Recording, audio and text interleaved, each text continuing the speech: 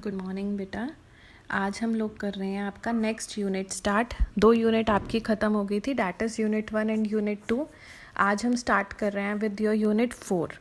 Unit 4 का this is chapter number 14, recent developments in consumer protection movement. यहाँ पर हम बात करेंगे कि कंज्यूमर प्रोटेक्शन के अंदर क्या क्या डेवलपमेंट्स हुई हैं, कितना कंज्यूमर अवेयर हुआ है, क्या बिजनेस हाउसेस ने अपने पार्ट पर कितना बिजनेस को सोसाइटी के बेनिफिट के लिए करना स्टार्ट किया है। ठीक है, इस चैप्टर के अंदर हम ये पढ़ेंगे। वेरी इजी चैप्टर, आप पॉइंट से ही समझते जाओगे कि इसमें क्या कहना चाह रहा है।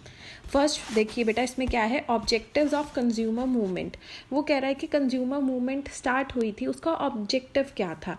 Income, information, integrity and independence. इसे हमें रिलेट करना है from the point of view of consumer. देखिए, फर्स्ट पॉइंट इज इनकम। वो कह रहा है कंज्यूमर का बहुत हार्ड अर्न्ड मनी होता है, that is his income.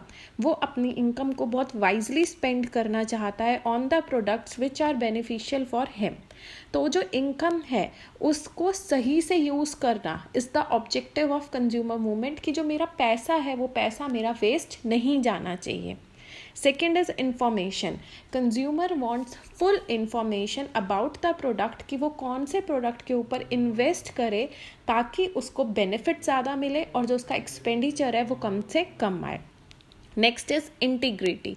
Integrity means बेटा, integrity in the sense of ये कि वो हर चीज़ की इंफॉर्मेशन फ्रॉम डिफरेंट सोर्सेज। अब आज की डेट में अगर मेरे को कुछ चीज़ लेनी है तो मैं आपसे पूछूंगी, मैं इंटरनेट सर्च करूंगी, जो शॉपकीपर्स हैं मैं उनसे पूछूंगी। तो ये सब क्या है, डिफरेंट सोर्सेज को आज की डेट में कंज्यूमर इंटीग्रेट कर सकता है और अपनी मनी को वाइजली उसके अकॉर्डिंग स्पेंड करता है। Next is independence. Independence means that consumer is free to choose any product and buy from anywhere. Clear हो गया। तो कंज्यूमर मूवमेंट का क्या ऑब्जेक्टिव्स थे। फर्स्ट ऑब्जेक्टिव था, फर्स्ट इज इंफॉर्मेशन, कि उसको फर्स्ट इज इनकम, कि जो उसकी इनकम है, जो उसकी हार्ड एंड मनी है, उसको वो वाइजली यूज़ करे, उसको अच्छा प्रोडक्ट मिलना चाहिए। सेकेंड इज इंफॉर्मेशन, उसको सारी इंफॉर्मेशन मिलनी चाहिए रिगार्डिंग द प्रोडक्ट, कि वो कौन सा प्रोडक्ट परचेज कर सकता है, कैसे कर सकता है, कौन सा उसको सस्ता पड़ेगा, क्या डिस्काउंट्स हैं। Integrity is there are different kind of sources and different kind of manufacturers available in the market. तो वो हर जगह से पूछ कर इंटीग्रेट करके डिफरेंट सोर्सेज को फिर वो आगे प्रोसीड करता है। And independence is freedom to buy, freedom to choose. And इसके अंदर यही है कि वो इंडिपेंडेंटली अपना काम करना चाहता है। ठीक है। नेक्स्ट इसके अंदर देखिए बेटा, कंज्यूमरिज्म इज कि अगर मेरे अगेंस्ट कोई गलत कर रहा है तो I can stand for it, is consumerism. Consumer is the king of the market. यहाँ पर डिफरेंट हमने पढ़ा कि काउंसिल्स बनाई गई हैं, रिड्रेसल कमिटीज़ बनाई गई हैं, जहाँ जाकर अब कंज्यूमर अपनी वॉइस रेज कर सकता है, is called as consumerism. Next इसके अंदर टॉपिक है recent development in consumer protection. देखो, ऑब्जेक्टिव्स की हमने बात कर ली कि ये ऑब्जेक्टिव्स थे जिसके लिए ये कंज्यूमर मूवमेंट शुरू हुआ था। अब यहाँ पर वो ये कह रहा है कि कंज्यूमर प्रोटेक्शन में क्या क्या डेवलपमेंट्स हुई हैं recently. First is development of new consumer culture. Development of new consumer culture means कि पहले कंज्यूमर का सोचने का तरीका, कंज्यूमर के साथ हम जैसे ट्रीट करते थे इज डिफरेंट। अब एक न्यू कल्चर आ गया। पहले सिर्फ जो आपके घर के साथ वाली किराना शॉप होती थी, आप वहाँ जाते थे, वहाँ से परचेज कर लेते थे, जहाँ से रेगुलरली आप बाय कर रहे हो वहीं से ही करते रहते थे। But now the culture has changed. आपको जहाँ से सस्ता मिलता है ऑनलाइन आप प्रेफर करते हो, आप जाकर शॉप से खरीदते हो, depends on the customer convenience. तो ये एक चेंज आया है, एक डेवलपमेंट हुई है कंज्यूमर प्रोटेक्शन में। पहले कंज्यूमर के साथ कुछ गलत होता था, चुप बैठ जाता था। अब कुछ गलत होता है, आप फटाफट से ईमेल्स डाल देते हो। एग्जाम्पल मैं हमेशा आपको डोमिनोज का देती हूँ इसके अंदर, कि गलती से भी 1% भी अगर वो कहीं चूक जाते हैं तो आप फटाफट से उनको डाल देते हो कि मुझे नेक्स्ट दे दीजिए। आपने डिलीवरी कराई किसी चीज़ की, वो ख़राब आती है, आप कंप्लेंट डाल देते हैं। तो ये न्यू कल्चर है। Next is consumer awareness. Consumer पहले से ज़्यादा एजुकेटेड है, पहले से ज़्यादा अवेयर हो चुका है रिगार्डिंग हिज राइट्स। आप लोगों को अब पता चल गया है ना, पढ़ा दिया आपको कि ये आपके राइट्स हैं, तो जो आपके 6 राइट्स आपको बता दिए वो आपको पता है और आप उसके ऊपर एक्शन ले सकते हो। Next is self help by consumers. Self help by consumer means कि अब कंज्यूमर अपनी हेल्प पहले खुद करता है, मीन्स वो खरीदने से पहले खुद चेक करता है एक्सपायरी डेट क्या है, इसके अंदर क्या क्या चीज़ें लिखी हुई हैं, पैकेजिंग कैसी है इसकी। आप भी पूछते हो ना कि कुछ और भी प्रोडक्ट्स आते हैं क्या इसके, या सिर्फ यही आता है? अच्छा भैया अभी आप ये साइड में रखो, मैं आगे वाली शॉप से पूछ कर आती हूँ उनके पास कितना है। तो यहाँ पर क्या है, कंज्यूमर अब अपनी हेल्प खुद से करता है। Next is consumer education. Consumer education का मतलब क्या होता है कि कंज्यूमर इज़ मोर एजुकेटेड, वही अवेयर वाली बात है यहाँ पर कि उनको सब चीज़ें अब पता हैं, they know what the market is और किस तरीके से मार्केट के अंदर काम होता है। Next point is development of new business culture. New business culture में भी देखो फर्स्ट पॉइंट हमने क्या किया था, फर्स्ट हमने किया था कि कंज्यूमर कल्चर में चेंज हुआ है, मींस कंज्यूमर का सोचना, कंज्यूमर किस तरीके से लेता है चीज़ों को, उसकी बात की थी। अब यहाँ पर क्या बात हो रही है, बिजनेस कल्चर। जो बिजनेस हाउसेज हैं बेटा उनका भी डेवलपमेंट हुआ है, CSR एक्टिविटीज स्टार्ट हुई हैं। What is CSR? Comment box में आना चाहिए, और मुझे ये ना 10-15 बच्चे कमेंट नहीं करेंगे, जितना नंबर है आपकी क्लास में स्ट्रेंथ है वो सब कमेंट करेंगे और पता चलेगा मुझे कौन वीडियो सुन रहा है कौन नहीं। और ये मैम गुस्से में बोल रही हैं। चलिए back to the point, development of new business culture is कि उनको अब ये होने लगा है कि हम सोसाइटी के से ही तो हमने रिसोर्सेज लिए, सोसाइटी को ही हमने प्रोडक्ट देना है, तो वो प्रोडक्ट हम बहुत एफिशिएंटली प्रोड्यूस करें। वो अब कस्टमर को किंग लेकर चलने लगे हैं। कंपटीशन बढ़ चुका है। कंपटीशन में अगर आपने एग्जिस्ट करना है देन इट इज़ इम्पॉर्टेंट कि आपका जो प्रोडक्ट क्वालिटी है इट शुड बी गुड, और प्रोडक्ट के अंदर इनोवेशन होगा तभी कस्टमर आपका प्रोडक्ट बाय करेगा।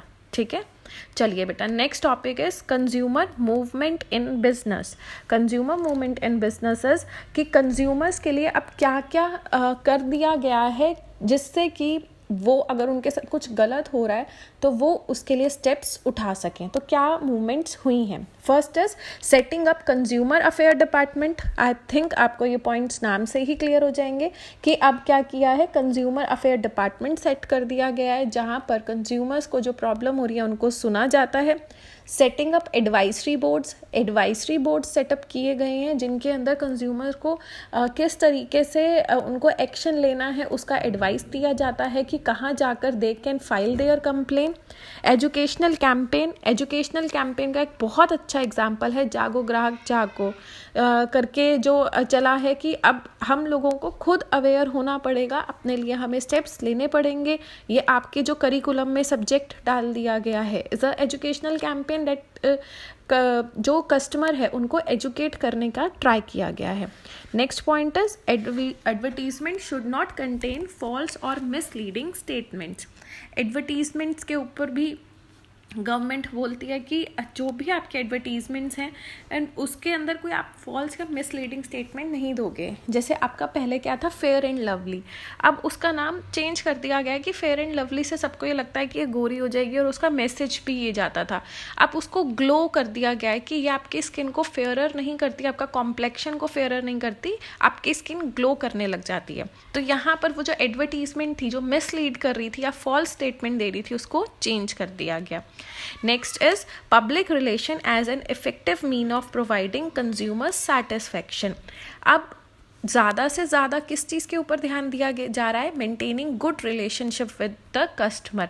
जैसे फीडबैक सर्विसेज, आपको नंबर दिया होता है कि अगर कोई प्रॉब्लम आ रही है तो ये ऑन दिस नंबर आप टोल फ्री कॉल कर सकते हो, ताकि आपको कोई प्रॉब्लम आ रही है तो डायरेक्ट आप किसी कोर्ट में जाने से या काउंसिल में जाने से बेटर है आप उस कंपनी से ही बात करके अपनी प्रॉब्लम का सॉल्यूशन ले लें। तो दिस इज public relations.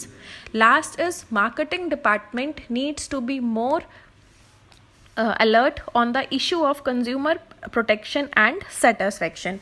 वो कह रहा है कि जो business houses हैं उन्होंने अपने मार्केटिंग डिपार्टमेंट्स कैसे सेटअप किए हैं कि वो कंज्यूमर प्रोटेक्शन और कंज्यूमर सेटिस्फेक्शन को अपनी प्रियोरिटी लेकर चलें कि अगर कंज्यूमर सेटिस्फाई है तभी डिमांड आएगी, तभी प्रोडक्शन होगा, तभी आपकी कंपनी ग्रो करेगी। ठीक है बच्चा, नेक्स्ट इसके अंदर हम जो टॉपिक करने जा रहे हैं that is skilled development for business success.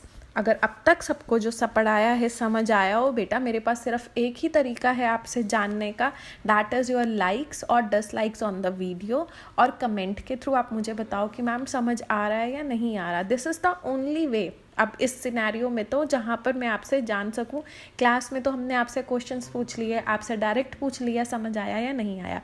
तो प्लीज़ बेटा इस चैनल को भी हम 2 वे कम्युनिकेशन बना सकते हैं with your likes and your comments.